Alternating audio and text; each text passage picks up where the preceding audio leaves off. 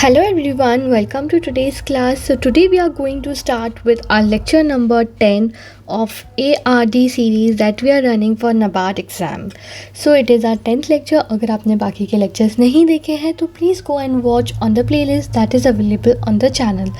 So आज के lecture 10 में हम क्या शुरू करेंगे, and also before starting lecture 10 you can also join our telegram channel. Our link would be provided in the description below. So now let's start with unit 4 in our lecture number 10. So lecture number 9 में हमने unit 3 को completely cover कर दिया था and अभी हम unit 4 को start कर रहे हैं, मोस्ट प्रोबेबली ख़त्म कर देंगे. सो यूनिट 4 में हमारा यूनिट का नाम है एग्री एंड फार्म इंजीनियरिंग. अगर आप स्टार्टिंग से हमारे लेक्चर्स पढ़ रहे हैं और सुन रहे हैं सो यू वुड नो कि हम हर टॉपिक जो पढ़ते हैं या हर नया यूनिट जो हम स्टार्ट कर रहे हैं उसका पहले हम अच्छे से सिलेबस देखते हैं कि एक्चुअली हमें क्या क्या पढ़ना है, what is important, and then we study. Because I always told you what is my strategy to teach है फॉर नबार्ड, दैट इज़ कि हमको PhD नहीं करनी है एग्रीकल्चर में. बिकॉज एग्रीकल्चर की अगर हम PhD करेंगे we don't have first of all that much time and also that's not required. So हमको उतना ARD पढ़ना है कि जिससे हम हमारा एग्ज़ाम अच्छे से क्लियर कर पाए एंड हमारे इनफ मार्क्स आ जाए to clear the cut off very well. तो उसी को चीज़ को ध्यान में रखते हुए I am teaching you lectures कि आपका एग्रीकल्चर का कट ऑफ वेरी इजीली निकल जाएगा अगर आप सारे PDFs को और सारे लेक्चर्स को अच्छे से समझेंगे, पढ़ेंगे और याद रखेंगे. So with this let's start with our unit number 4. So unit 4 says what we have to read in unit 4, that says power and machinery related to farms, power sources on farm. Power sources में कितने power sources पढ़ने हैं, animal sources, human sources, electrical, mechanical, wind, biomass, solar and biofuels. So 8 power sources पढ़ने हैं हमें farm के. हमें powers and machineries पढ़ने हैं रिलेटेड टू फार्म. हमें वाटर हार्वेस्टिंग सिस्टम्स और फार्म पॉन्ड्स पढ़ने हैं जो कि हम ऑलरेडी प्रीवियस लेक्चर्स में पढ़ चुके हैं, so we won't cover this here. और हमें क्या पढ़ना है, agro processing, modified and control storage पढ़ना है, and storage of perishable foods, bins, godowns and grain silos. So हम समझ गए हैं कि हमें एक्चुअली यूनिट में हमारे सिलेबस के हिसाब से हमें इस यूनिट की क्या क्या रिक्वायरमेंट्स हैं और हमें क्या क्या पढ़ना है. With this let us start and understand what is agriculture engineering. Because topic का नाम क्या है, एग्री एंड फार्म इंजीनियरिंग. तो हमें समझना है what is agriculture engineering.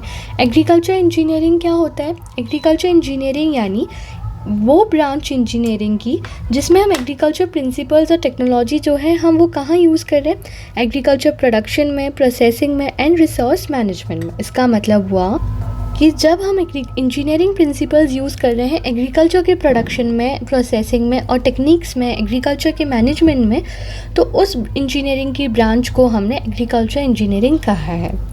Now let us C agriculture engineering के क्या क्या कंपोनेंट्स होते हैं.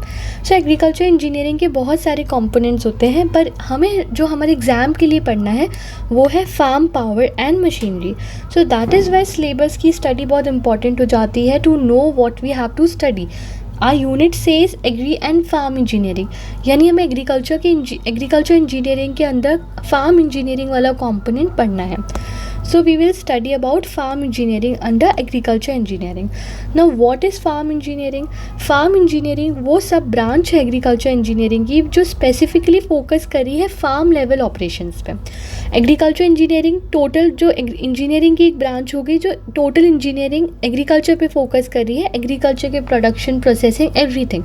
बट हम क्या पढ़ रहे हैं, हम पढ़ रहे हैं फार्म इंजीनियरिंग जो कि फार्म लेवल के जो ऑपरेशंस है उस पर जो मैकेनाइजेशन पे फोकस रहेगा जिस इंजीनियरिंग के पार्ट का, वो हम पढ़ेंगे फार्म इंजीनियरिंग में. सो आपको समझ आ गया होगा एक्चुअली सिलेबस क्या बोल रहा है और हमें क्या पढ़ना है, एग्रीकल्चर इंजीनियरिंग और उसके अंदर फार्म इंजीनियरिंग. अभी हम पढ़ेंगे सबसे पहले power sources on the farm और उसके बाद हम इस टॉपिक पे आएंगे. So first we will start with farm power sources. What you mean by farm power sources? Farm power sources यानी जो हमने एनर्जी लगाई एग्रीकल्चर ऑपरेशंस को परफॉर्म करने में. हमने हमारे पुराने लेक्चर्स में मतलब प्रीवियस लेक्चर्स में हमने समझा है कि एग्रीकल्चर के बहुत सारे ऑपरेशंस होते हैं, राइट. लैंड लेवल करना होता है, सो करना होता है, इरिगेशन करना होता है, हार्वेस्टिंग होती है, बहुत सारे डिफरेंट ऑपरेशंस होते हैं एग्रीकल्चर में जब हम पढ़ते हैं, परफॉर्म करते हैं. तो उन सारे ऑपरेशंस को परफॉर्म करने के लिए जो एनर्जी लगती है, जो एनर्जी का इनपुट है, that is farm power sources. अब वो जो यूनिट जो इनपुट है, जो सोर्सेज हैं, that can be renewable sources, can be non renewable sources, वो हम पढ़ेंगे. Now what is a unit of farm power? जो पावर है it is measured in horsepower और kilowatt, and 1 horsepower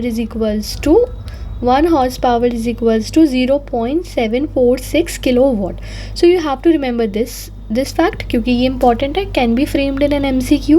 So farm power sources हम पढ़ रहे हैं, जिसमें हम पढ़ रहे हैं कि फार्म लेवल जो ऑपरेशंस होते हैं, जैसे कि लैंड प्रिपेयर करना, सो करना, इरीगेट करना लैंड को, जितने भी ऑपरेशंस होते हैं उसमें जो हम एनर्जी इनपुट का यूज़ कर रहे हैं, that would come under farm power sources, और यूनिट होती है 1 horsepower is equals to 0.746 kilowatt.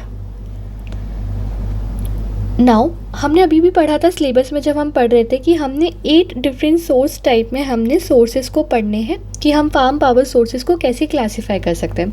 जैसे कि अगर वो सोर्स ह्यूमन सोर्स है तो हमारी जो पावर है that is human source power. अगर वो एनिमल है उसका सोर्स, तो that comes under animal source power. Likewise हमको ये टोटल 8 सोर्सेज पढ़ने हैं and we'll study in detail one by one.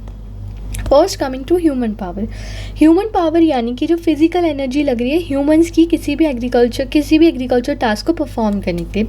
For example आप ये इक्विपमेंट देख सकते हैं, सिकल हो, हैरो, ये जो सारे इक्विपमेंट्स हैं उनकी मदद से जब ह्यूमन एनर्जी लगाकर कोई भी काम करता है एग्रीकल्चर का, कोई भी टास्क परफॉर्म करता है एग्रीकल्चर का, so that power is human power. और आपको याद क्या रखना है? आपको याद रखना है average power output. What is the average power output? Human power की average power output is 0.1 horse power per person. Now what is the gender aspect, यानी कि जो वुमेन है वो एटलीस्ट 60% फील्ड लेबर का इंडिया में कंट्रीब्यूट करती है. जो टूल्स यूज़ किए जाते हैं फार्मर्स के द्वारा तो वो होते हैं सिकल, खुरपी, स्पेड, हो, हैंड स्प्रेयर. मतलब आप ये देख सकते हैं सिकल, हो, ये जो आपने देखा भी होगा, ये जो टूल्स होते हैं जब इन टूल्स को मैनुअली फार्मर परफॉर्म करते हैं ऑपरेशन इनकी मदद से, सो दैट इज़ ह्यूमन पावर.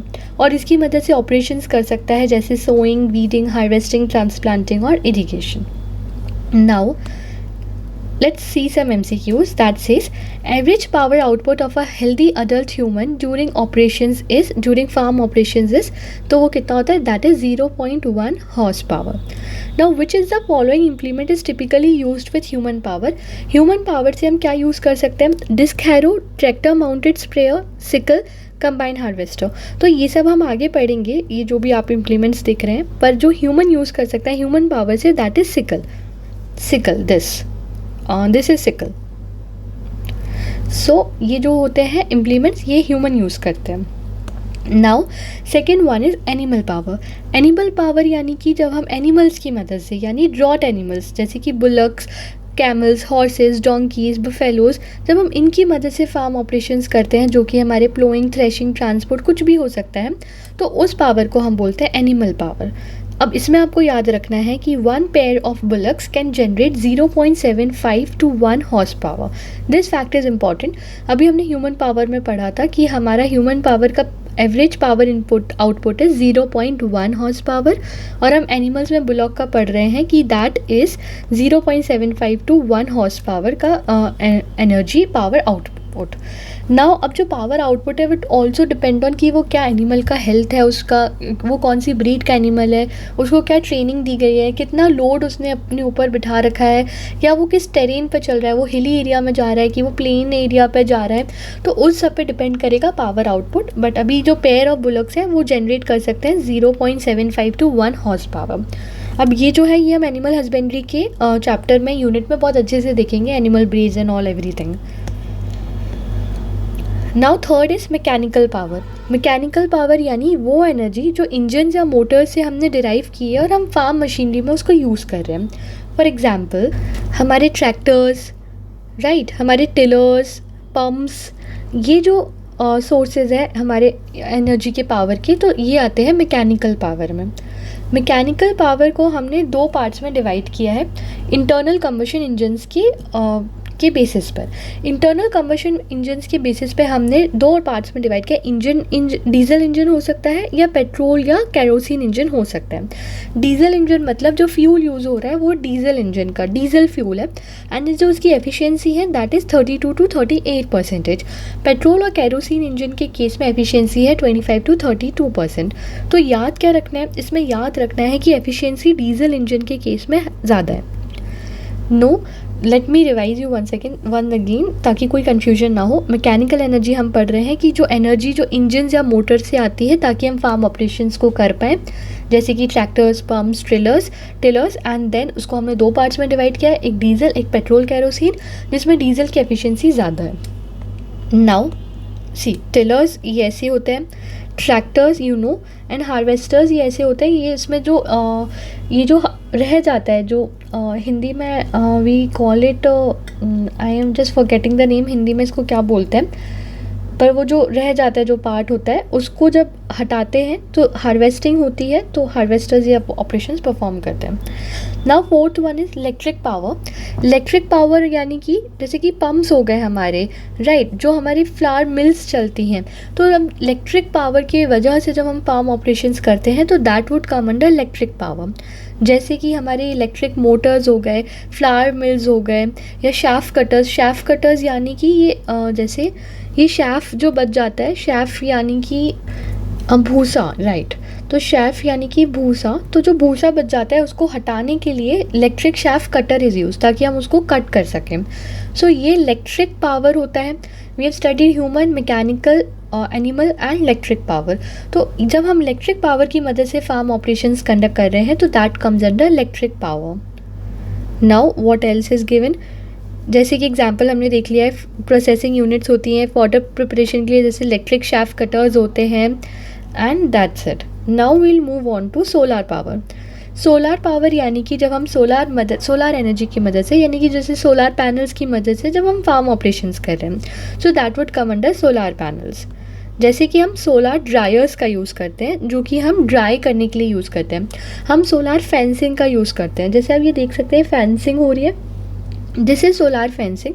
ये एक इलेक्ट्रिक फेंस सिस्टम होता है जो सोलार एनर्जी से चलता है, जिससे हम हमारी क्रॉप से लाइव स्टॉक को बचाते हैं। कैसे, किससे बचाते हैं? वाइल्ड एनिमल से बचाते हैं, क्योंकि यहाँ पर इलेक्ट्रिक शॉक होता है, तो इलेक्ट्रिक फेंसिंग सिस्टम है, सो वाइल्ड एनिमल्स या स्ट्रे एनिमल्स जो होते हैं वो क्रॉप्स को हार्म नहीं कर पाते हैं। जैसे कि वाइल्ड बोर्स या नीलगाय या मंकीज़ जो होते हैं, उनसे हमें क्रॉप को प्रोटेक्ट करना होता है, तो दैट इज़ वाई हम फेंसिंग करते हैं।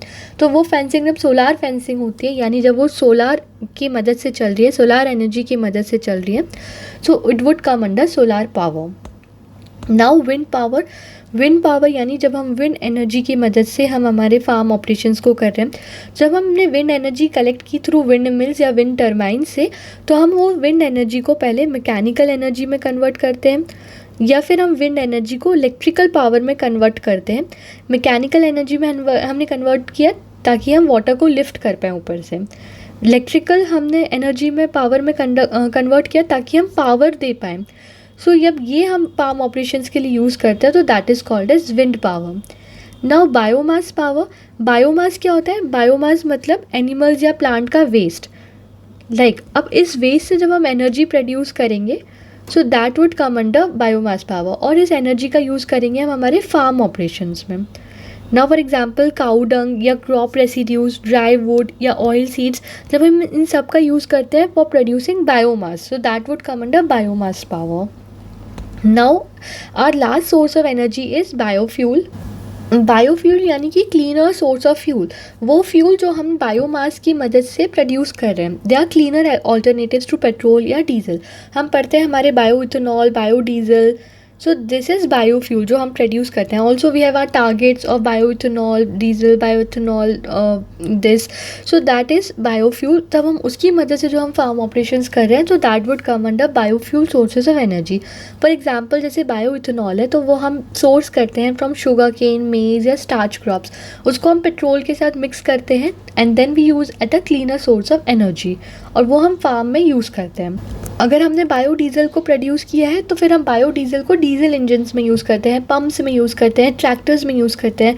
एनीवे वी नो कि डीजल की एफिशिएंसी ज़्यादा आती है। बायोगैस हमने यूज़ किया है काऊ डंग से, एग्री वेस्ट से, फिर हम उसे यूज़ कर सकते हैं पम्प्स को रन करने में या कुकिंग में। सो लाइकवाइज हम जो एनर्जी है, बायोफ्यूल एनर्जी है, उसको हम हमारे फार्म ऑपरेशंस में यूज़ कर रहे हैं। सो आई होप आपको एनर्जी के सोर्सेज समझ आ रहे होंगे, आगे होंगे। Let us see some questions. What is the typical efficiency range of a diesel engine used in tractor? So that is 32 to 38%. Internal combustion engine So then the next question says internal combustion engines convert mechanical energy into thermal, chemical into mechanical, electrical into chemical or solar into electrical. So answer would be chemical into mechanical energy. ये हमने पढ़ा था mechanical energy में when we were studying कि internal combustion engines को हमने दो parts में divide किया था, पेट्रोल, केरोसिन और डीजल, एंड देन हमने इसकी एफिशिएंसीज भी देखी थी. सो what does petrol, kerosene और diesel, and so what does it do? जो इंटरनल कम्बशन इंजन्स होते हैं वो केमिकल एनर्जी को मैकेनिकल एनर्जी में कन्वर्ट कर देता है.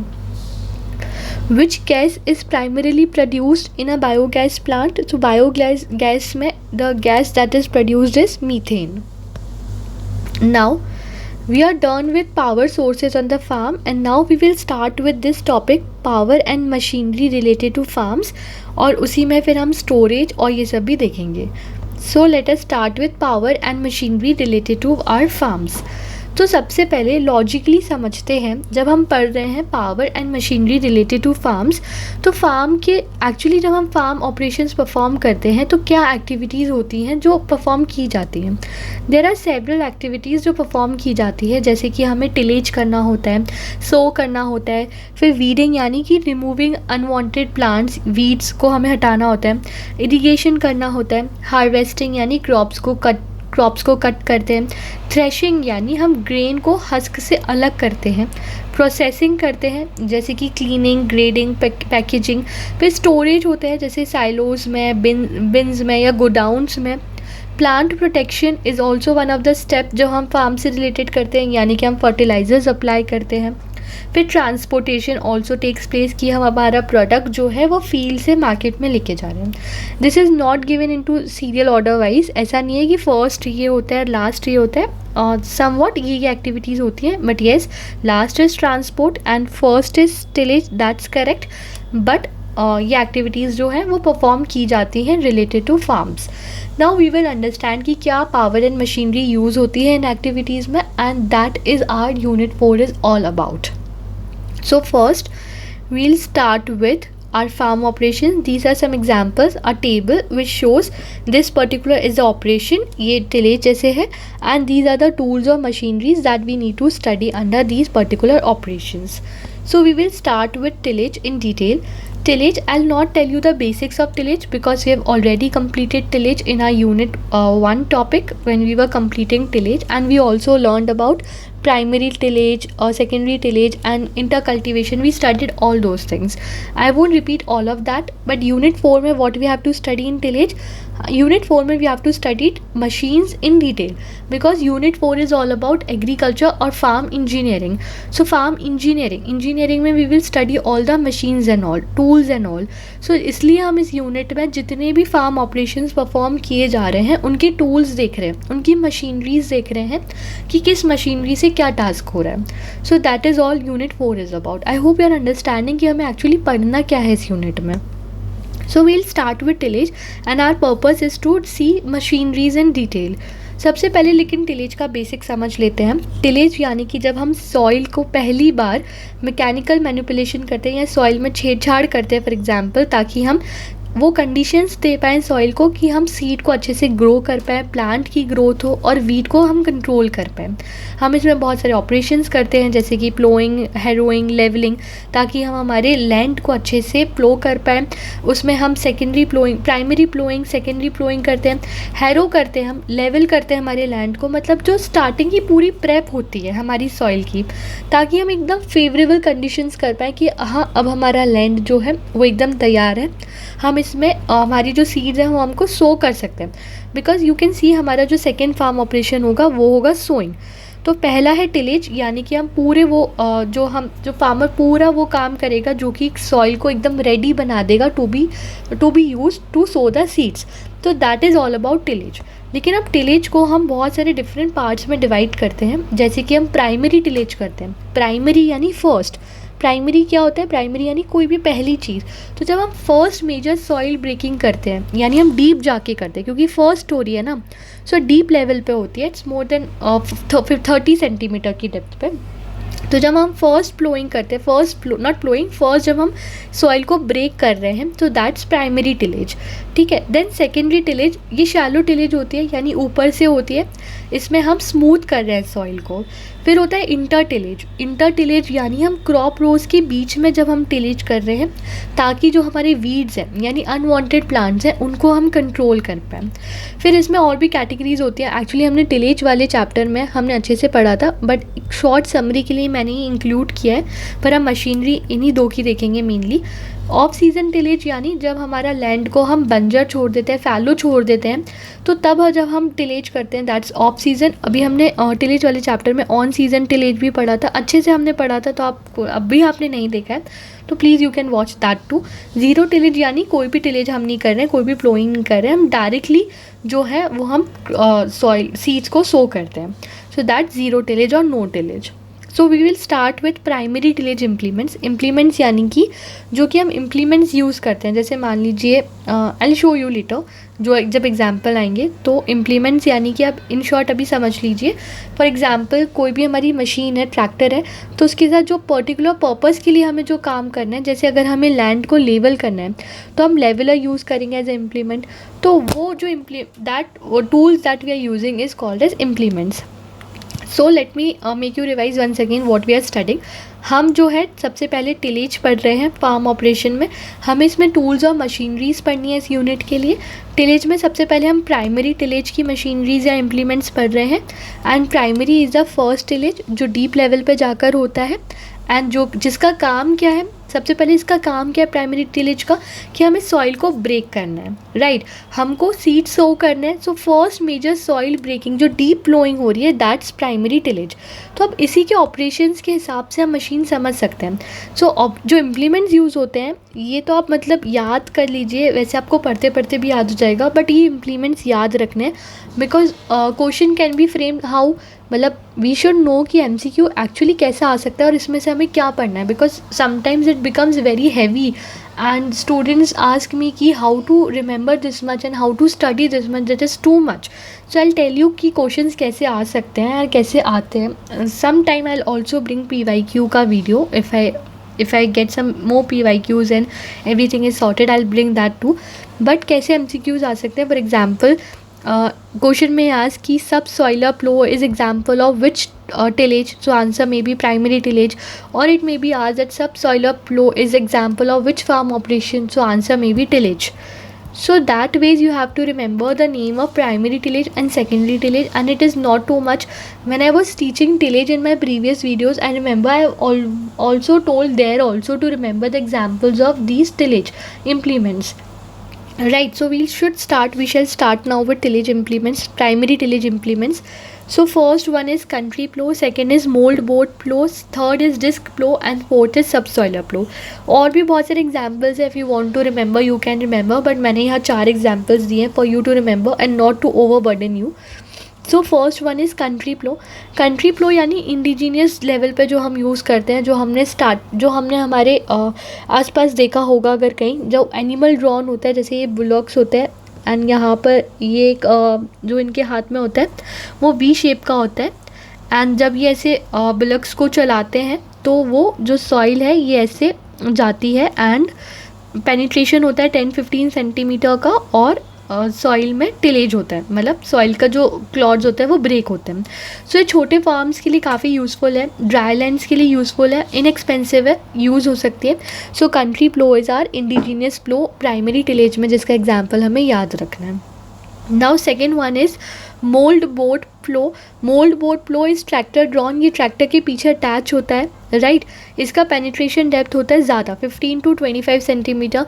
यू कैन इमेजिन, क्योंकि ये कंट्री प्लो है, ये यहाँ आप देख सकते हैं कि यहाँ man is holding and moving, so इसका penetration is depth is 10 to 15 centimetre, and ये छोटे फार्म्स के लिए काफ़ी यूज़फुल है. बट मोल्ड बोट फ्लो जो कि ट्रैक्टर ड्रॉन है, यानी ट्रैक्टर में अटैच होता है, सो इसका पेनिट्रेशन डेप्थ और ज़्यादा होगा, इट इज़ 15 to 25 सेंटीमीटर.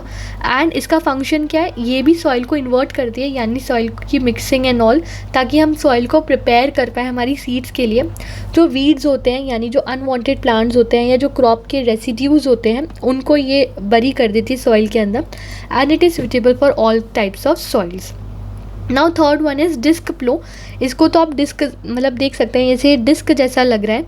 सो इसकी कॉन्केव डिस्क होती हैं. It is also tractor drone and it works better when it works better in sticky, hard or trashy soil because it is more sharpened, right. So ये ज़्यादा sticky hard soil में ज़्यादा अच्छे से काम करेगा. ये कट कर देता है, लिफ्ट कर देता है सॉइल को. And it's more effective in stony soils, जहाँ पत्थर ज़्यादा होते हैं तो उसको कट करने के लिए ज़्यादा यूज़फुल होता है. सो इट इज़ डिस्क प्लो. ये सब हम प्राइमरी टिलेज इम्प्लीमेंट्स पढ़ रहे हैं. नाउ फोर्थ एग्जाम्पल इज सब सॉइलर. सब सॉइलर क्या होता है? सब सॉइलर यानी कि जो डीप लेवल पर जाकर सॉइल को लूज़ करता है, डीप लेवल पर जाकर, राइट. तो उसको हम सब सॉइलर कहते हैं. अब ये प्राइमरी टिलेज में आएगा डेफिनेटली, क्योंकि प्राइमरी टिलेज ही होता है जो डीप लेवल पर जाकर ऑपरेशंस कर रहे हैं, बिकॉज सेकेंडरी टिलेज जो है वो शैलो लेवल पर करेगा. नाउ सब सॉइलर भी एक डीप टिलेज इम्प्लीमेंट है. सो दिस इज़ एग्जाम्पल ऑफ सब सॉइलर. ये ऐसे सब सॉइलर होता है जो डीप लेवल पर जाकर सॉइल को, जो हार्ड पैन है उसको ब्रेक करता है और सॉइल के लेयर्स को कॉम्पैक्ट कर देता है. इसका टिलेज डेप्थ सबसे ज़्यादा होता है 30 to 60 centimetre and it can go deeper than other implements. तो सब सॉइलर का जो डेप्थ होता है जाने का, अंदर जाने का, that is very high, that is around 30 to 60 centimetres. It is not suitable for wet soil because why it is not suitable for wet soils? Because you can imagine कि जो ये सब सॉइलर का काम है, it is to loosen the hard pan and wet soil already बहुत loose होती है. अगर वो wet soil में किया गया तो वो compress कर देगा सॉइल को और ज़्यादा, राइट. इसलिए जो सब सॉइलर है, it is not suitable for wet soil. It is also not needed every year क्योंकि काफ़ी डीप लेवल पर हो रहा है, तो हम once in 2-3 years इसको परफॉर्म कर सकते हैं. So this is subsoiler. Let us see some MCQs and understand better how questions can be framed. The implement used to break hard pans and reach depths beyond 30 centimetre is known as. तो वो वाला implement जो बहुत ज़्यादा beyond जा सकता है, 30 centimetre के नीचे भी जा सकता है और हार्ड पेन्स को ब्रेक कर सकता है. तो that we have just now studied, it is subsoiler. Which of the following implements is most useful for inverting the soil and burying weeds effectively? तो कौन सा वो इम्प्लीमेंट है जो बहुत सुटेबल है कि हम सॉइल को इन्वर्ट कर देता है, ऊपर नीचे कर देता है और जो वीड्स हैं उनको भी बरी कर देता है. So that is mould board का प्लो.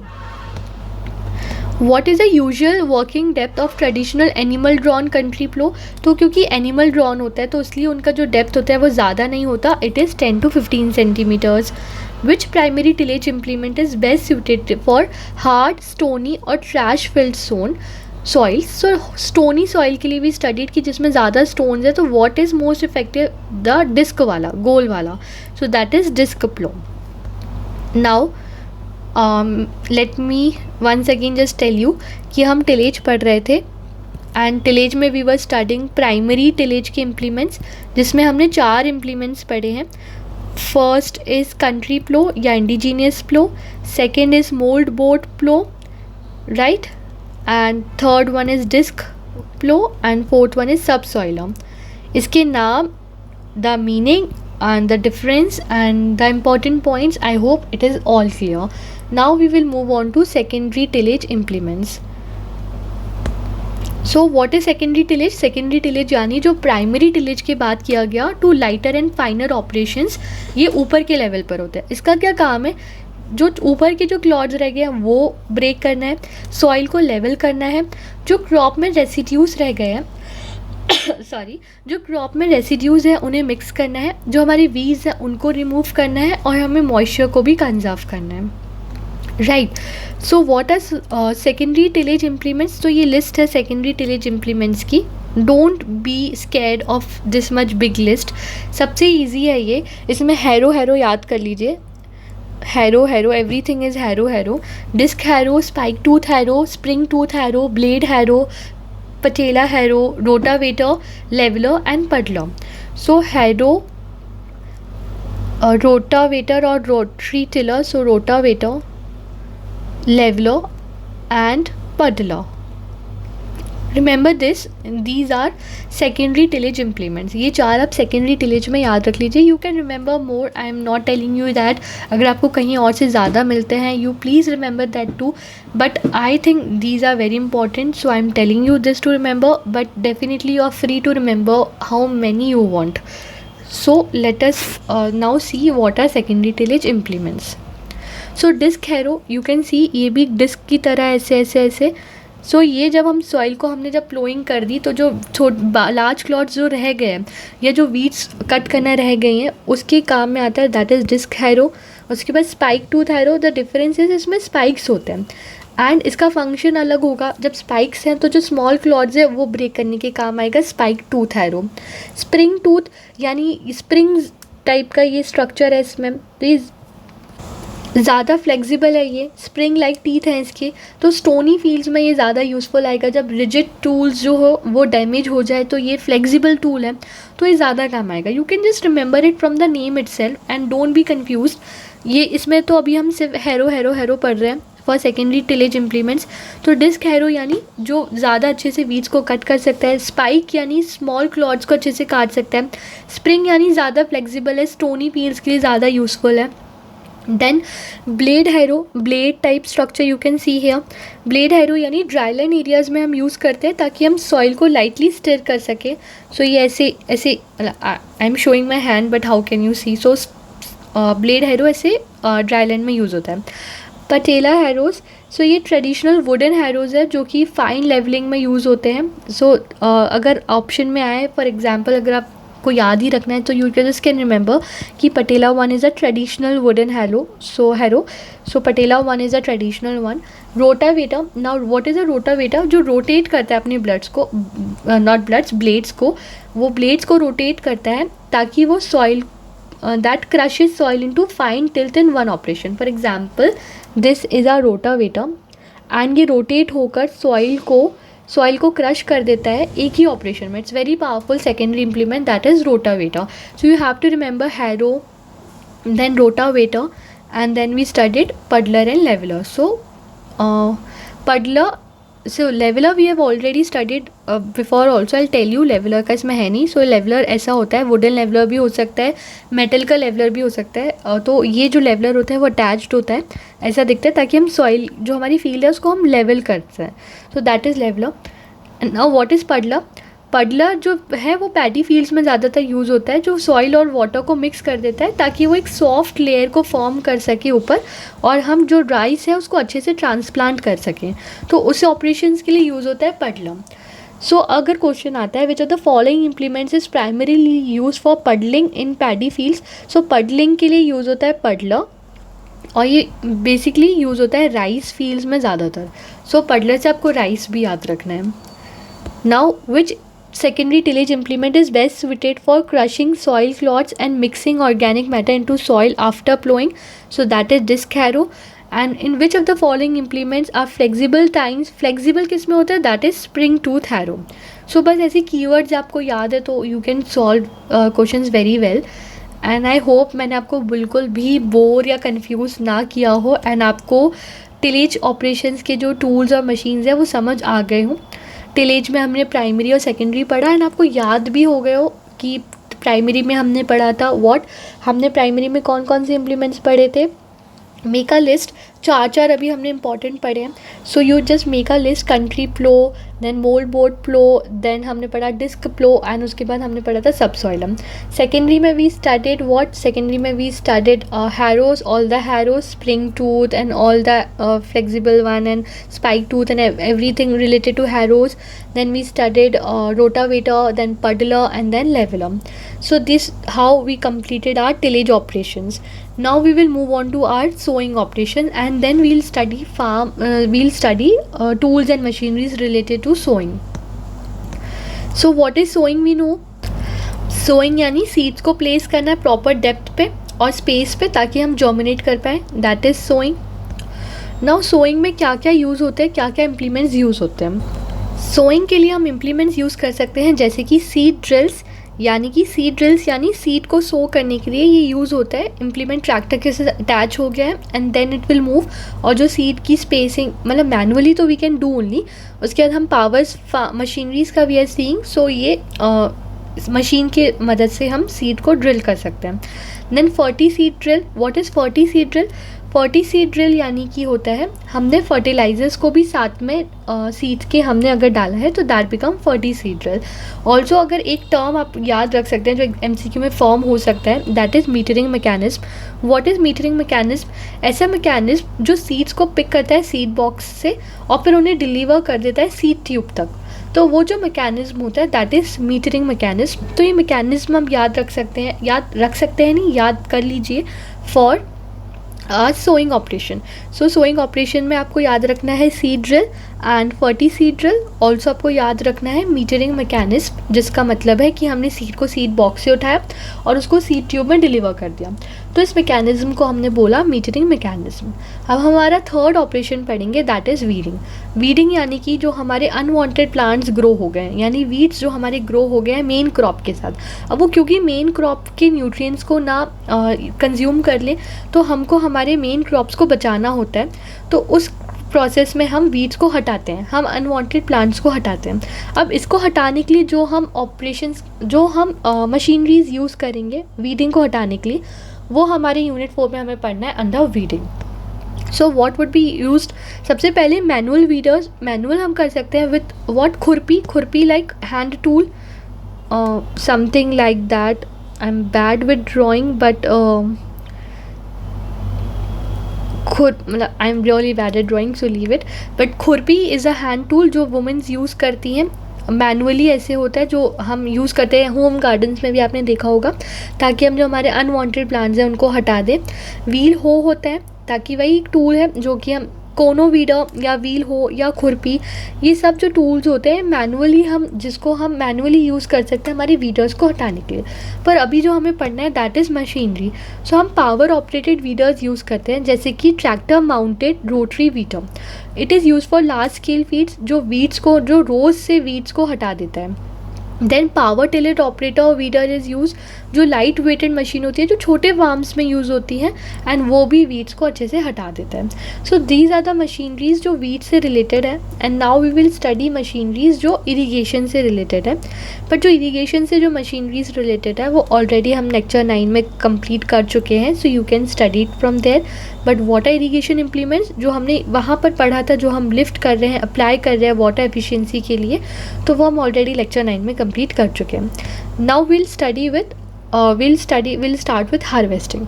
What is harvesting? जब हमारा क्रॉप ग्रो हो गया है, तो जब हमने क्रॉप को कट किया, राइट, तो जब कट से लेकर गैदर करने तक का पूरा जो प्रोसेस है वो हम हार्वेस्टिंग में करते हैं। Harvesting is very important. Timing is also very important, क्योंकि हमें पोस्ट हार्वेस्ट लॉसेस अगर बचाने हैं या हमें क्वालिटी मेंटेन करनी है तो। What R post harvest losses? Post harvest losses मतलब हार्वेस्ट करने के टाइम जो हमें लॉसेस इनकर करने पड़े। जैसे मान लीजिए हमने शुगर केन की हमने क्रॉपिंग करी है, बट हम हार्वेस्ट करने में शुगर केन को हमने बहुत ज़्यादा लूज़ कर दिया या बहुत ज़्यादा ख़राब कर दिया या नहीं हम कर पाए हार्वेस्ट अच्छे से, तो वो जो हमने लॉसेस इनकर किए that would come under post harvest losses. तो harvesting is again a very important process जो यूज़ होता है। अब हार्वेस्टिंग कैसे कर सकते हैं? सबसे पहले sickle is a most famous one. Manually आप क्रॉप को कट कर सकते हैं, जैसे वीट की कटिंग होती है, राइस की कटिंग होती है। तो जब मैनुअली फार्मर करते हैं with help of hand tools, so that becomes manually. फिर रीपर यानी एनिमल ड्रॉन या ट्रैक्टर ऑपरेटेड, यानी रीपर्स की मदद से जब हार्वेस्टिंग की। Combined harvester is a very famous example, आपने सबने देखा होगा। It's a most advance harvesting का इम्प्लीमेंट। ये 3 ऑपरेशन एक ही साथ कर लेता है, रीप करना, थ्रेश करना और विनोइंग करना। Reaping, threshing and winnowing. Now what are these 3 operations? So reap यानी कि कट करना, क्रॉप को कट करा। फिर उसके बाद है थ्रेशिंग यानी कि जो ग्रेन्स कलेक्ट करे उसको सेपरेट करना, सेपरेटिंग। देन विनोइंग यानी कि क्लीनिंग, यानी कि ग्रेन्स को क्लीन करना। क्लीन कैसे? अगर उसमें कोई हस्क है, कोई स्ट्रॉ है या कोई डस्ट आ गई है, तो ये जो मशीन है वो एयर की मदद से जो लाइट स्टफ़ है उसको ब्लो कर देती है और हैवी ग्रेन्स वहीं रह जाते हैं। सो जो 3 ऑपरेशंस हैं वो कंबाइनली किए जाते हैं, so that is why it is called as combined harvester. Now thresher, we already seen कि थ्रेशर मतलब होता है सेपरेट करना। तो हार्वेस्टिंग के बाद ये थ्रेशर्स की अलग मशीन्स होती हैं जो हम सेपरेट करते हैं ग्रेन्स को फ्रॉम स्टॉक्स। इसको भी हम मैनुअली कर सकते हैं, ऑपरेटेड कर सकते हैं मशीन से, या मोटराइज कर सकते हैं। बट जब तीनों ऑपरेशन एक साथ हो रहे हैं, that is perform by combined harvesters. Now let us see some MCQs that says which harvesting tool performs reaping, threshing and winnowing in one operation? So that is our combine harvester. What is the main function of thresher in agriculture? Thresher का main function होता है separate करना, right. तो thresher से आप एक ही चीज़ याद रख लीजिए, दैट इज़ सेपरेट। थ्रेशर का जो मेन फंक्शन है that is separate. So separating grain from chaff is function of thresher. Now we will study threshing only in detail, थोड़ा detail, and what is important for that. Threshing से याद रखना है separating grains. Threshing is the process of separating grains or seeds from harvested crops. जब हमने crop को harvest करा तो हमें जो है हमें ग्रेन्स और सीड्स को अलग करना है, राइट, सेपरेट करना है, वो प्रोसेस होता है थ्रेशिंग। विनोइंग यानी अब जो हमने ग्रेन्स को सेपरेट करा है उस ग्रेन्स में हमको जो हमारे कोई डस्ट रह गई है, हस्क रह गया है, या कोई भूसा रह गया है, या कुछ भी लाइट पार्टिकल्स रह गए, उसको हमें अलग करना है। आपने देखा होगा अगर कभी, तो ये जैसे सूप की मदद से ऐसे ऊपर कर करके हम लाइटर मटेरियल्स को दूर कर देते हैं, एंड जो हमारे हैवी मटेरियल, हैवी ग्रेन्स है, वो उसमें रह जाता है। जब ये ऑपरेशन मैनुअली हो रहा है तो इट इज़ हैपनिंग मैनुअली, वरना ही मशीन्स की मदद से भी किया जा सकता है। जब बहुत तेज़ हवा को ब्लो किया जाता है तो जो पूरा लाइटर मटेरियल है वो उड़ जाता है। नाउ थ्रेशिंग मतलब सेपरेट करना ग्रेन्स को फ्रॉम स्टॉक्स या पॉट्स, और ये पहले किया जाता है या तो मैनुअली या थ्रेशर्स की मदद से। एंड विनोइंग यानी जब वो ग्रेन सेपरेट हो गया है तो उस ग्रेन से अब हमको डस्ट हटानी है। ये थ्रेशिंग के बाद किया जाता है, मैनुअली कर सकते हैं या एयर ब्लोअर से कर सकते हैं, क्योंकि जब आपने देखा होगा जब बहुत ही जब एयर को ऐसे ब्लो करोगे एक ग्रेन के सामने, तो जो लाइटर वाला होगा वो पूरा उड़ जाएगा और जो हैवी ग्रेन्स होंगे वो वहाँ रह जाएंगे। सो that is winnowing. Now let us see our seventh process that is processing, and we have to see this in detail because this is important and it is also specifically listed in our syllabus. So we will see agro processing in some detail. Now what do you mean by agro processing? Agro processing यानी जो हमारा raw agriculture product है, यानी जिसकी हमने harvesting की, जिसका भी हमने पूरा टिलेज किया, सोइंग किया, हमने सब कुछ कर लिया। अब जो हमारा रॉ एग्रीकल्चर प्रोडक्ट है, मान लेते हैं वीट है, उसको अब हमें यूजेबल फॉर्म में कन्वर्ट करना है। यूजेबल फॉर्म जैसे कि अब वीट को हमें यूज़ करना है, कन्वर्ट करना है फ्लावर, आटा। दिस इज़ गेहूँ, दिस इज़ आटा, गेहूँ को आटे से कन्वर्ट करना पड़ेगा। या जैसे कि कुछ भी प्रोडक्ट है, अब उसको हमें यूजेबल फॉर्म में कन्वर्ट करना है, तो वो जो ऑपरेशंस होते हैं that is called as processing, agro processing. Agro why? Because agriculture products are related. Now ये हम कैसे कर सकते हैं? ये प्रोसेसिंग के कुछ टूल्स हैं कि प्रोसेसिंग में क्या क्या यूज़ होता है। शैफ कटर यानी कि शैफ जो हमने पढ़ा था, शैफ यानी कि भूसा, तो जब हम उसको शैफ को कट कर देते हैं छोटे छोटे पीसेस में ताकि हम लाइफ स्टॉक को भी फीड कर सके उसको, तो हमने प्रोसेसिंग जब किया तो हमने शैफ बचा लिया और शैफ को हमने लाइफ स्टॉक को दे दिया। ग्रेन क्लीनर यानी कि जो हमें जब क्लीन करना है, जो हमने पढ़ा था हमारा ऑपरेशन विनोइंग, तो उसके लिए ग्रेन क्लीनर। एंड राइस हला या डी हस्कर यानी हमें जो है जो पैडी है, जो पैडी जो हमने हार्वेस्ट करा उससे हमें आउटर हस्क हटाना है ताकि हमें ब्राउन राइस मिल सके। सो दैट इज़ राइस हला। फिर dal mills are there, oil expellers is there. Oil expeller यानी जब हमें सीड से ऑयल को एक्सट्रैक्ट करना है, ऑयल सीड से हमें ग्राउंडनट या मस्टर्ड ऑयल फॉर्म में कन्वर्ट करना है। फ्लावर मिल जैसे कि आटा चक्की, जूस एक्सट्रैक्टर, वीनो, ये सब एग्रो प्रोसेसिंग में यूज़ होते हैं। But what we have to mainly study is this. Agro processing में हम क्या क्या करते हैं? हम cleaning, grading, drying, milling, pasteurisation, packaging and value addition, ये सारे ऑपरेशंस किए जाते हैं, परफॉर्म किए जाते हैं अंडर एग्रो प्रोसेसिंग। यानी क्या होता है, जब हमने हमारा कोई भी हार्वेस्ट लिया तो सबसे पहले हम उसे क्लीन करेंगे। ऊपर अभी हमने ये सब पढ़ा था, ये एग्जांपल्स हैं, जैसे हमने क्लीन करा, शैफ कट करा, ग्रेन क्लीनर है तो इसकी मदद से क्लीन करा। अब हम ऑपरेशंस की लिस्ट देख रहे हैं, एक्चुअली हमने क्या क्या करा है। सबसे पहले हमने क्लीनिंग करी है, हमने जो भी फॉरेन मटेरियल है, डस्ट है, स्टोन्स है, शैफ है, उसको हमने क्लीन कर दिया। किसकी मदद से, मान लेते हैं एयर स्क्रीन क्लीनर जैसे कि ये मशीन है, ग्रेविटी सेपरेटर जैसे ये मशीन है, उसकी मदद से हमने हमारा जो एग्रीकल्चर का जो प्रोडक्ट है वो उसको हमने क्लीन कर लिया। उसके बाद हमने ग्रेडिंग कर लिया, ग्रेडिंग यानी सेपरेट कर दिया साइज़, वेट और कलर के हिसाब से, क्योंकि हमें क्वालिटी स्टैंडर्ड्स भी मीट करने होते हैं, राइट। तो हम ग्रेडर्स और सॉर्टर्स की हेल्प लेते हैं और हमारा जैसे जो भी प्रोड्यूस, जैसे आपने देखा होगा मार्केट में टोमेटोज़ जो है वो एक पर्टिकुलर साइज़ या पर्टिकुलर शेप या पर्टिकुलर कलर के अलग मिलते हैं, जो कॉस्टली मिलते हैं, और जो थोड़े ग्रीनिश या वैसे होते हैं वो थोड़े छोटे होते हैं या थोड़े लूज़ होते हैं, वो अलग मिलते हैं एंड लेस प्राइस पे मिलते हैं। सो दैट वेज हमको ग्रेडिंग करनी होती है साइज़, वेट और कलर के हिसाब से। देन हमको ड्राई करना होता है, क्योंकि हमें मॉइस्चर लेवल को रिड्यूस करना है। इसमें हम सन ड्राइंग कर सकते हैं, सन ड्राइंग यानी नेचुरल ड्राइंग, या मैकेनिकल ड्रायर्स यानी कि जब हम मैकेनिकली उसको ड्राई कर रहे हैं। हमको ऑलमोस्ट 12 to 14% तक मॉइस्चर को कम करना होता है ग्रेन्स के लिए, ताकि वो जल्दी ख़राब ना हो। मिलिंग यानी कि जैसे राइस मिलिंग या फ्लावर मिलिंग होती है, जब हम हस्क को हटा देते हैं ताकि हम एडिबल जो पार्ट्स हैं उसका, जो हमें एक्चुअली यूज़ करना है, वो हम उसको निकाल पाएँ। देन पैस्चराइजेशन, पैस्चराइजेशन क्या होता है, जब हम फूड को हीट कर रहे हैं to a specific temperature, right, to a specific temperature to a set time, ताकि जो हम माइक्रो ऑर्गेनिज्म है उसको हम मार पाएँ without affecting are nutritional quality और टेस्ट मच। यानी कि हम इसमें क्या कर रहे हैं, पैस्चराइजेशन में हम हमारे फूड को हीट पे दे रहे हैं, हीट दे रहे हैं हमारे फूड को, जो हमारा फूड है उसको हम हीट दे रहे हैं एक स्पेसिफिक टेम्परेचर, एक स्पेसिफिक टाइम के लिए, ताकि हम माइक्रो ऑर्गेनिज्म को मार पाएँ। इट इज़ ऑल्सो परफॉर्म, ये भी एक एग्रो प्रोसेसिंग का ही पार्ट है। तो इसमें आपको याद रखना है ये सारी methods, because it is important and it has been asked, तो ये आपको याद रखना है। ऑल्सो ये एक्चुअली हम एनिमल हस्बेंड्री में भी पढ़ते हैं, पर आपको याद रखना है, यहाँ पे भी I am teaching you, because बार बार भी याद रखते हैं तो याद अच्छे से हो जाता है। सो पैस्चराइजेशन में first one is low temperature long time, यानी कम टेम्परेचर पर हमें इसे लंबे समय तक रखना है, 30 मिनट्स तक रखना है for 63 degree Celsius, right. Then high temperature short time, यानी थोड़ा high temperature but short time के लिए, 72 degree Celsius but just for 15 seconds. Then ultra high temperature, यानी 135 to 150 degree Celsius but just for 2 to 5 seconds. Then vacreator system, vacreator system यानी vacuum pasteurisation, जब vacuum में वो चीज़ हो रही है, 70 to 80 degree Celsius in vacuum for few seconds.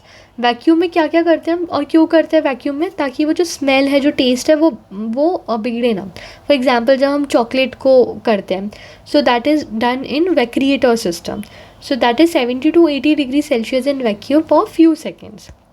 Now then fermentation, fermentation यानी कि जैसे आपने देखा होगा अचार में या वेनेगर की मदद से जब हम जो है उसको प्रिजर्व करते हैं, ताकि जो माइक्रोब्स है वो शुगर को ब्रेक डाउन कर सकें। देन पैकेजिंग, पैकेजिंग यानी कि हमको पैकेजिंग करना है ताकि स्पॉइल ना हो, और ये जो पैकेजिंग है वो हम स्टोरेज में पढ़ेंगे आगे अच्छे से। देन स्टोरेज में प्रॉपर पैकेजिंग कंडीशंस, ताकि हम शेल्फ लाइफ को बढ़ा सकें। साइलोज बिन कोल्ड स्टोरेज में हमें रखना है, ये स्टोरेज भी हम अच्छे से पढ़ेंगे आगे।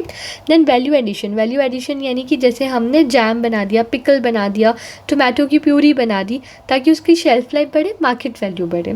सो ये सारे स्टेप्स जो हैं वो लिए जाते हैं एग्रो प्रोसेसिंग में। Now some MCQs. What is the correct temperature time combination for high temperature short time? High temperature short time is 72 degrees Celsius for 15 seconds. What is a modern technology used in packaging processed food to extend shelf life? So that is modified atmospheric packaging. Actually ये MCQ जो है वो wrong जगह पर आ गया है, क्योंकि ये मैंने आगे चल के पढ़ा है, आगे चल के I will teach you this, so you will get to know this what does it means. Now some preservation techniques, you also have to know some preservation techniques, because I believe this can also be a very important topic, और इसके आपको terms पता होना चाहिए कि क्या term क्या mean करते हैं, जो हमारे हाथ में we should not let go of anything जो हम याद कर सकते हैं, जो हम पढ़ सकते हैं. So that is why I am teaching you some preservation techniques. So preservation techniques जो heat based preservation techniques हैं, उसमें है pasteurization जो हम ऑलरेडी पढ़ चुके हैं. फिर है ब्लैंचिंग. ब्लैंचिंग मतलब क्या होता है, अगर आपने कभी किचन में किया है या देखा है तो यू वुड नो कि जब से सबसे पहले जैसे मान लेते हैं कोई भी सब्जी है, फॉर एग्जांपल ब्रोकली है या कोई भी और सब्जी है, तो उसके लिए हमने क्या किया, सबसे पहले उसको हमने बॉईल करा for 2 to 3 minutes and then immediately हमने इसे आइस वाटर में शिफ्ट कर दिया. हम ये क्यों कर रहे हैं? ताकि हम जो एंजाइम एक्टिविटी है उसको हम रोक पाएँ। ये भी one of the preservation technique से जो फॉलो की जाती है, that is blanching. Then sterilisation जो है वो सारे माइक्रो ऑर्गेनिज्म को मार देता है at very high temperature it is done. Then canning यानी जब हम कैंस में स्टोर कर लेते हैं, राइट। बॉइलिंग भी जो है वो फूड को प्रिजर्व करता है और माइक्रोब्स को मार देता है। ब्लैंचिंग यानी जैसे हमने सबसे पहले उसको हीट करा और उसके बाद इमीडिएटली उसे आइस वाटर में डाल दिया ताकि हम एंजाइम्स को इनएक्टिवेट कर पाए और टिश्यू को सॉफ्ट कर पाए, एंड इट इज़ डन ताकि हम इसको प्रिजर्व कर पाए हमारे फूड को। कैनिंग यानी जब हमने सील कंटेनर्स में उसको डाल दिया है ताकि हम माइक्रो ऑर्गेनिज्म को डिस्ट्रॉय कर पाएँ।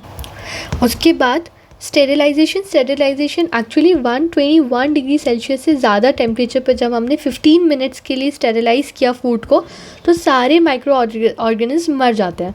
सो that is sterilisation. But don't get confuse with pasteurisation के अलग जो 3 क्राइटेरिया है, that has to be learned. Now what are some cold based techniques यानी जब हमने टेम्परेचर इतना लो कर दिया कि माइक्रोबियल एक्टिविटी नहीं हो पाएगी, कोई भी एंजाइम एक्शंस नहीं हो पाएंगे जो हमारी फूड को स्पॉइल करें। सबसे पहले हम रेफ्रिजरेट कर सकते हैं, हम फ्रीज़ कर सकते हैं, या हम क्रायोजेनिक फ्रीजिंग कर सकते हैं। What is cryogenic freezing? जब हम लिक्विड नाइट्रोजन यूज़ करते हैं एट 196 डिग्री सेल्सियस, जब -196 डिग्री सेल्सियस पर लिक्विड नाइट्रोजन यूज़ करते हैं, so that is cryogenic freezing. जब हम low temperature liquefied gases use करके फ्रीज़ करते हैं, so that is cryogenic freezing. कुछ केमिकल टेक्निक्स भी यूज़ कर सकते हैं, जैसे जब हम पिकलिंग के लिए विनेगर, सॉल्ट या ऑयल यूज़ करते हैं, शुगरिंग के लिए high sugar in jams use करते हैं ताकि फूड हमारा प्रिजर्व रहे। हम फिश या मीट में हम सॉल्ट डालते हैं ताकि हमारा जो फूड है वो प्रिजर्व रहे। या हम प्रिजर्वेटिव्स यूज़ कर सकते हैं जैसे कि sodium benzoate, sulphur dioxide etcetera. Let us see some questions. Cryogenic freezing involves the use of which of the following substances? So that is liquid nitrogen. Then which of the following is not a cold based preservation technique? So blanching जो है it is a heat based technique क्योंकि उसमें सबसे पहले हम heat कर रहे हैं, उसके बाद हम आइस वाटर में डाल रहे हैं। Now let us see our another जो हम पढ़ने वाले हैं system of farming, that is storage. Now what is storage? Storage मतलब स्टोर करना। क्या स्टोर करना है? जो हमारे हार्वेस्ट किए गए क्रॉप्स हैं जैसे कि पल्सेस, ऑयलसीज या कुछ भी हमने हार्वेस्ट किए उसे हमें स्टोर करना है। स्टोर क्यों करना है? ताकि हम जो है जो लॉसेस हैं उनको बचा पाएँ, हम सप्लाई कर सकें year round, market prices stabilise रहें एंड क्वालिटी भी मेंटेन रहे। सो स्टोरेज के बहुत सारे यूजेस होते हैं। अब स्टोरेज कैसे हो सकता है और कैसे किस टाइप में हो सकता है? स्टोरेज जो है वो एक बहुत ही एक तो इम्पॉर्टेंट मार्केटिंग फंक्शन है जिसमें हमारा फूड प्रिजर्व रहता है जब हम स्टोर करते हैं तो, और हम उसे तब यूज़ कर सकते हैं जब वो नीडेड है for consumption. So this is missing classification of storage we have done traditional type में एंड मॉडर्न टाइप में, राइट। सो ट्रेडिशनल स्टोरेज कैसे हो सकता है? ट्रेडिशनल स्टोरेज सिस्टम वो सिस्टम होते हैं जो इंडिजीनियसली वापस सेंचुरी से करते आ रहे हैं, जैसे कि कोठा या कोठार, for example this what it is. So that's a traditional system of storage. Now second is khai or khatti, then bukhari or matka. So different regions के different storage system with different materials were used in traditional system or traditional farming. That is example mori, कोठार। तो ये सब storage system के लिए indigenous methods को use किया जाता था। Now we have to study that is so या इसका जनरल कैरेक्टरिस्टिक्स इज़ गिवन कि कैपेसिटी जो होती थी वो 1 quintal to 50 quintals would be there. उनका जो शेप होता था वो सिलेंड्रिकल, क्यूबॉइडल या कॉनिकल होता था। वेंटिलेशन लेकिन ख़राब होता था, इसकी वजह से मॉइस्चर आ जाता था in traditional systems. Pest proofing भी नहीं होती थी बिकॉज दे आर नॉट अच्छे स्ट्रक्चर में, they are not, it was only for short term and small scale use. But now what we use is modern storage structures. So modern storage structures को हम कैसे use कर सकते हैं, what are its type, we have to study that. So in modern storage structures, first structure is bag storage. Bag storage में हम bags को यानी कि जो हमारे ड्राइड ग्रेन्स हैं उनको बैग्स में फिल करते हैं, यूजुअली वो जूट के होते हैं, और फिर उसको हम गोडाउन्स में स्टोर कर सकते हैं। You can C in the image, ये गोडाउन है और ऐसे बैग्स को हमने स्टोर किया हुआ है। इसमें एक्चुअली to 100 kg बैग्स की कैपेसिटी होती है। गोडाउन्स होते हैं, शेड्स होते हैं इसमें, and short term to medium term के लिए हम इसमें स्टोर कर सकते हैं। वेंटिलेशन नेचुरल होता है, डिपेंड्स ऑन वेयर हाउसिंग का डिज़ाइन कैसा है, एंड स्मॉल और मीडियम टर्म फार्मर्स के लिए सूटेबल है। बट पेस्ट रिस्क इसमें हाई हो सकते हैं अगर अच्छे से मॉनिटर नहीं किया गया तो। So it is the disadvantage. Now what is the ideal moisture content of food grains before bag storage to prevent spoilage? तो ideal moisture जो content होना चाहिए food grains का bag storage से पहले, that should be 10 to 12%, ताकि जो हम bag store करने वाले हैं हमारे storage system में वो moisture की वजह से ख़राब ना हो। Now second one is bulk storage. Bulk storage यानी कि जैसे हमने बल्क में जब स्टोर कर देते हैं हम लूज तरीके से, तो दैट इज़ बल्क स्टोरेज। ये storage actually system cost effective है क्योंकि ज़्यादा खर्चा नहीं आता, लॉन्ग टर्म के लिए भी सही है कमर्शियल बेसिस पे। But what is a problem? Pest control is a problem, क्योंकि फंगस लग सकता है या पेस्ट कंट्रोल करना पड़ता है, so that is a problem. But इसमें कैपेसिटी इज़ वेरी है, क्योंकि हमने बल्क में स्टोर करा है, तो हम 500 metric ton to 10,000 plus metric ton का जो ग्रेन्स है वो स्टोर कर सकते हैं, पर ये लार्ज स्ट्रक्चर में हमने स्टोर कर दिया, सो that is bulk storage. Now bulk storage में क्या टाइप्स हो सकते हैं? तो बल्क स्टोरेज में first is cap storage. Cap मतलब होता है कवर एंड प्लिंथ। तो यू कैन सी हेयर, ये कवर कर रहे हैं और ये प्लिंथ पर है। फॉर एग्जाम्पल प्लिंथ यानी एक रेस्ड प्लेटफॉर्म, आप इमेज में देख सकते हैं, ये एक प्लेटफॉर्म के ऊपर है, छोटा सा एक प्लेटफॉर्म है। So it is a raised platform जो कि ग्राउंड पे बना हुआ है, जहाँ पे फूड को हमने लूज में स्टोर कर दिया है एंड इसको कवर कर दिया है। So that system is called as cover and plinth. इसको ऐसे ही रख दिया है और प्लिंथ के ऊपर हमने इसको स्टोर कर दिया। तो अभी हम बल्क स्टोरेज में पढ़ रहे हैं कि हमने जो ग्रेन्स है उसको लूज छोड़ा हुआ है, तो उसमें फर्स्ट टाइप हमने पढ़ा कैप स्टोरेज, हमने ऐसे लूज छोड़ा हुआ है। नाउ जो प्लिंथ हमने बनाया है, जो प्लेटफॉर्म हमने बनाया वो that should be at least 60 centimetre high और 0.6 metre high from the surrounding ground level. ये एटलीस्ट 60 सेंटीमीटर हाई होना चाहिए ये प्लिंथ को जो हमने बनाया ऊपर। नाउ सेकेंड बल्क स्टोरेज में दैट इज साइलोज। हमने साइलोज बनाया है, स्टील के साइलोज या सीमेंट कंक्रीट के साइलोज बनाए हैं और उसमें जब हम स्टोर कर रहे हैं, so that is for long term. और ये साइंटिफिक ग्रेन स्टोरेज है क्योंकि मैकेनाइज्ड है पूरा, इसमें एरेशन भी हो रहा है, टेम्परेचर कंट्रोल भी हो रहा है और फमिगेशन को भी कंट्रोल में किया जा रहा है, स्पेस भी है, पेस्ट कंट्रोल भी हो रहा है। बट द प्रॉब्लम इज़ कि it is highly capital intensive, इसमें बहुत ज़्यादा कैपिटल कॉस्ट की ज़रूरत है, टेक्निकल एक्सपर्टीज़ की ज़रूरत है। So that is the problem with silos, but otherwise it's a very good scientific grain storage system. Also ये भी बहुत ज़्यादा कैपेसिटी का होता है। Then third one is metal bins. Metal bins यानी हमने गैल्वेनाइज्ड आयरन या माइल्ड स्टील के बिन्स का मटेरियल यूज़ करते हुए बनाया। Capacity is again very high, but what is the problem? It is expensive for small farmers. इसमें भी पेस्ट कंट्रोल हो रहा है, it is insect proof, it is rain proof and इसका शेप इज़ सिलेंड्रिकल या conical as you can see. Now it is useful for village level bulk storage, but the problem is कि expensive होता है small farmers के लिए। So what we have studied till now, we have studied under storage. We were studying first type, that is we studied bag storage, जहाँ पे हमने usually godowns में bag को स्टोर करा हुआ है। Then second we are studying is bulk storage, जहाँ पे हम loosely grains को जो bags हैं उनको हम bulk में स्टोर कर रहे हैं। इसमें हमने cover and plinth पढ़ा है, जिसमें हमने plinth पर cover करते हुए स्टोर करा है। देन हमने साइलोस पढ़ा है एंड देन हमने मेटल के बिन्स पढ़ा है, that's made of galvanised iron और mild steel. Now let us see some MCQs. First one is, which of the following is a fully mechanized bulk grain storage structure with temperature and moisture control? तो mechanized वाला is a silo system. Then what is the full form of cap storage commonly used by FCI for temporary grain storage? तो cap का full form है cover and plinth. Now third one जो हम पढ़ रहे हैं storage system, that is controlled atmospheric conditions, that is CAC, यानी एक ऐसा स्टोरेज सिस्टम जहाँ पर हम ऑक्सीजन, कार्बन डाइऑक्साइड, टेम्परेचर या ह्यूमिडिटी को रेगुलेट करेंगे ताकि जो हमारा प्रोड्यूस है उसकी शेल्फ लाइफ को हम बढ़ा पाएँ। फॉर एग्जाम्पल हमारे एटमॉस्फेयर में nitrogen is around 78%, oxygen is around 21%, CO2 is around 0.03%। पर हमें हमारे प्रोड्यूस के लिए क्या चाहिए? हो सकता है हमें उसका ऑक्सीजन लेवल कम चाहिए, हमें CO2 लेवल ज़्यादा चाहिए, तो हम इस स्टोरेज में CO2 को लेवल को इंक्रीज़ कर देते हैं, ऑक्सीजन के लेवल को और डिक्रीज़ कर देते हैं। Why we are increasing CO2?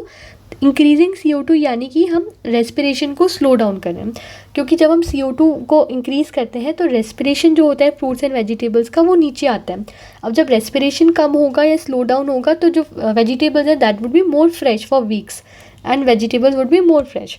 तो जब ये सिस्टम यूज़ किया जाता है that is control atmospheric condition. जब हम एटमॉस्फेरिक कंडीशंस को कंट्रोल कर रहे हैं for storing our produce, so that comes under controlled atmospheric conditions.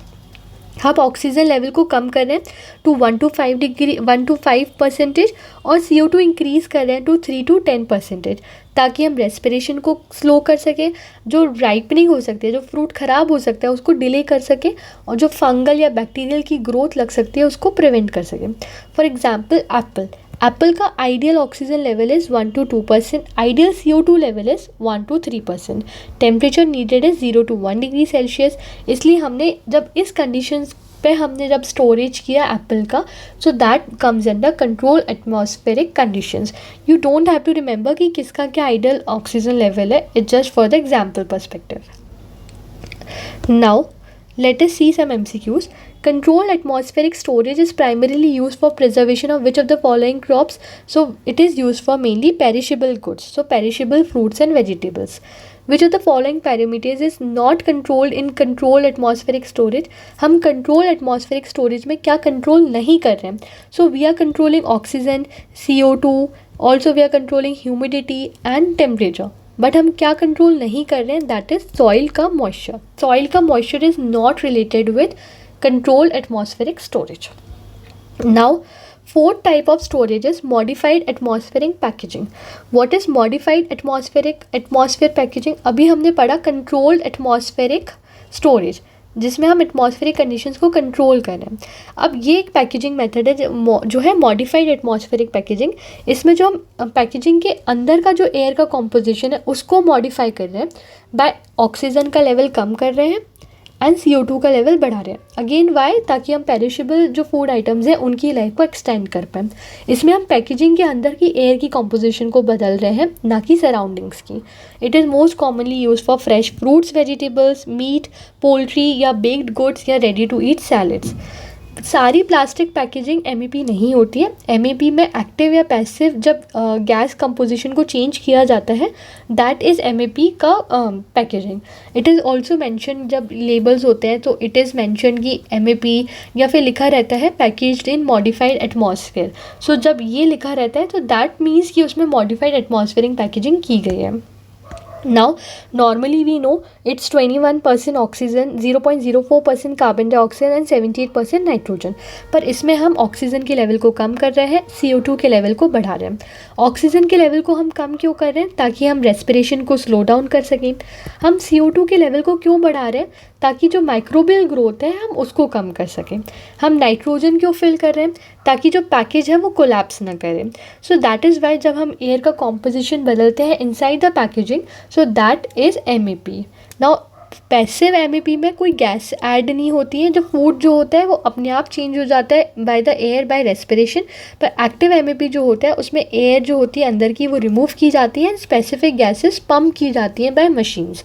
For example fresh fruits, meat, bakery products, चीक या कुक्ड फूड्स। फॉर एग्जाम्पल जैसे आप चीज़ का अगर आप देखिए एग्जाम्पल, तो इसमें 30 to 60% CO2 and 40 to 70% nitrogen is added, ताकि हम बैक्टीरिया को प्रिवेंट कर पाएँ। जैसे फ्रेश फ्रूट्स में 85 to 94% नाइट्रोजन ऐड हो रहा है पैकेजिंग में, ताकि और ऑक्सीजन का लेवल कम हो रहा है 3 to 5%, ताकि हम रेस्पिरेशन को कम कर सकें एंड पैकेजिंग को अच्छा कर सकें। सो दिस वेज जब पैकेजिंग के अंदर होता है तो that is modified atmospheric packaging. It's also very important for our storage system. Now, modified atmospheric packaging is primarily used for modifying internal gas ताकि हम shelf life को extend कर सकें. Now, which gas is commonly increased to prohibit और inhibit microbial growth. तो जिस gas को increase किया जाता है दैट इज़ CO2, और जिसको डिक्रीज़ किया जाता है ताकि रेस्पिरेशन जल्दी ना हो that is O2। Now this is our last farm operation, that says plant protection equipments. Now what do you mean by plant protection equipments? ये वो machines है जो pesticides, herbicides, fungicides या insecticides को अप्लाई करेंगी क्रॉप्स में ताकि हम उनको पेस्ट और डिसीजेज से प्रोटेक्ट कर पाएँ। इसमें आपको 3 चीज़ें याद रखनी है, मेनली 2 चीज़ें याद रखनी है, that is sprayers and dusters. Also use are foggers, fumigators और aerosol generators, but we will study about sprayers and dusters. What you mean by sprayers? आप ये देख सकते हैं स्प्रे कर रहे हैं। What is he spraying? ये स्प्रे कर रहा है इंसेक्टिसाइड, हर्बिसाइड या फंगिसाइड्स। किसके लिए? ये लिक्विड फॉर्मेशन है, स्प्रे कर रहा है ताकि जो हमारा क्रॉप है हम उसको पेस्टिसाइड्स या फंगिसाइड से बचा सकें। ये मैनुअल हो सकता है या पावर ऑपरेटेड हो सकता है। Now it is divided into 4 different types, high volume, low volume, ultra low volume and very low volume. यानी जब इसका वॉल्यूम साइज़ होगा उसके बेसिस पे हमने स्प्रे को डिवाइड किया। हाई वॉल्यूम यानी अगर वो more than 400 litre per hectare का है तो दैट इज़ हाई वॉल्यूम। अगर 5 to 400 लीटर पर हेक्टर है that is low volume. if it is between 5 to 25 liter per hectare it is very low, and if it is even less than 5 it is ultra low. So these are the classifications that you have to remember for dusters. For sprayers, I'm really sorry, it's for sprayers. Now we will next move on to dusters. I'm really sorry for that. Now what is a duster? Duster यानी कि हमें dry insecticide या fungicides को apply करना है powder के form में ताकि हम पेस्ट या डिसीज़ कंट्रोल कर पाएँ। स्प्रेयर वॉर कि हम स्प्रेयर्स को लिक्विड फॉर्म में हम स्प्रे कर रहे थे ताकि हम वो अप्लाई कर सकें। डस्टर इज़ कि हम इसे ड्राई फॉर्म में अप्लाई कर रहे हैं, पाउडर फॉर्म में अप्लाई कर रहे हैं। जब हम पाउडर फॉर्म में अप्लाई करेंगे तो that would come under dusters. Now dusters में सबसे पहले advantage, without water it would work, it is best for low humidity and early morning. Also ये इफेक्टिव है अगेंस्ट सकिंग पेस्ट जैसे कि एफाइड्स या jassids. Let us see some MCQs that says which of the following plant protection equipment is use to apply dry chemical formulation. अगर dry आएगा तो answer would be duster. Now if it ask which of the following is a limitation of using duster over sprayers, यानी what is the limitation कि हमें dusters use करना पड़ रहा है ओवर स्प्रेयर्स। हम लिक्विड यूज़ नहीं कर रहे हैं, हम ड्राई यूज़ कर रहे हैं। So what would be the reason कि हम लिक्विड यूज़ नहीं कर रहे हैं? द रीज़न वुड बी कि जो ड्रिफ्ट है वो लूज़ कर जाता है in windy condition, and that is why we are using dusters instead of sprayers. Now we have completed with this part plant protection equipments, and with this I wrap up today's class. Thank you for watching, and we will meet you again in lecture number 11, and we'll start with plantation and horticulture crops. And if you're understanding and liking the lectures, please let me know. Please like, share, comment and subscribe to our channel, and don't forget to subscribe to our Telegram channel also. And thank you for watching, and here we'll study plantation and horticulture crops in the next lecture. Also, if you have any doubt or anything is there that you didn't understood in my lecture, or anything you have to discuss or ask, you can connect me on Telegram. Thank you for watching.